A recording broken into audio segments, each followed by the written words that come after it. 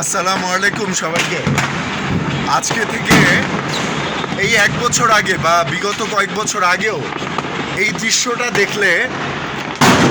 দৃশ্যগুলো দেখলে 31শে ডিসেম্বর আমার মনে খুব শান্তি লাগতো, খুব আনন্দ লাগতো। কিন্তু আজকে আমার কাছে ফিল হইতেছে এটা যে এইসব যারা করতেছে তারা খুনি, তারা পাপিষ্ট, তারা খুনি। এবং এভাবে কখনো নতুন বছরে আল্লাহ পাকের রহমত, বরকত, নাজাত এরা আশা করতে পারে না। এরা কিভাবে খুনি?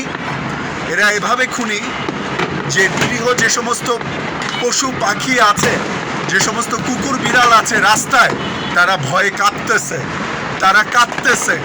সকালবেলা উঠলে দেখা যাবে শত শত হাজার হাজার পাখি রাস্তাঘাটে মরে পড়ে আছে। কিন্তু এই দেশের বাচ্চাদের ওদের হৃদয়ে এই কথা নাড়া দেয় না, ওদের হৃদয়ে এই কথা নাড়া দেয় না, ওই হৃদয়ে এই কথা বাজে না যে এই দুনিয়াটা শুধু আমাদের মানুষদের জন্য আল্লাহ পাক বানান নাই। এখানে কুকুর বিড়াল পাখি অন্যান্য যারা প্রাণী আছে, পাখি আছে, তাদেরও সেই সমপরিমাণ অধিকার আছে।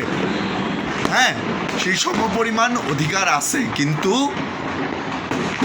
ওদের মন গলে নাই, ওরা দেখেন, মানে আমার নিজের প্রতি নিজের ঘৃণা লাগতেছে, ধিক লাগতেছে যে আমি আহমেদ শাহরুখ কিভাবে এই জিনিসটাকে কয়েক বছর আগে, এমনকি এক বছর আগেও আমি এত আনন্দের সাথে আমি দেখতেছিলাম, আমি সেলিব্রেট করতেছিলাম, আমি আরও মানুষকে আমি ভিডিও করে করে দেখাচ্ছিলাম, দেখো।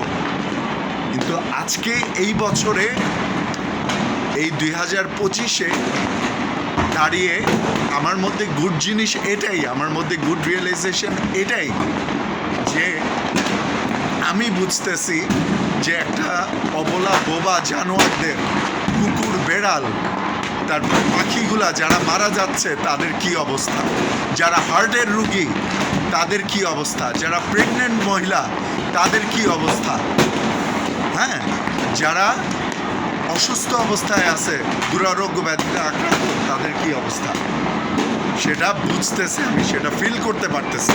এই কারণে আমি বলতেছি যে এদের উপর আল্লাহর লানত, এদের উপর আল্লাহর গজব।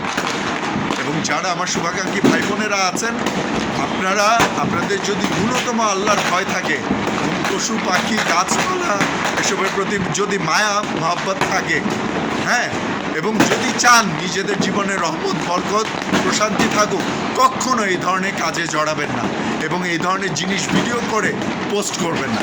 এদের উপর আল্লাহর লানত, এদের উপর আল্লাহর গজব যারা এসব করতেছে। অনেক কষ্টের কথাগুলো বললাম, সবাই দোয়া করবেন আমার জন্য। আমার শরীরটা বেশি ভালো না, আমিও তো আমার মানে কি বলবো, কাকে হারাইছি এটা যারা জানার তারা জানেন। তো এই পশু পাখিগুলাও আজকে তাদের সেই অংশটাকেই হারাবে। অনেক পশু পাখি আজকে মারা যাবে, অনেক রোগে আক্রান্ত মানুষও মারা যেতে পারে, আল্লাহ হেফাজত করুক। তো এভাবে এরা নতুন বছরকে স্বাগত জানাচ্ছে, এভাবে এরা কামনা করতেছে যে তাদের জীবনে রহমত বরকত আসুক, কোনো দিন না। আপনারা দোয়া করবেন আমার জন্য, আমাদের জন্য। সালাম।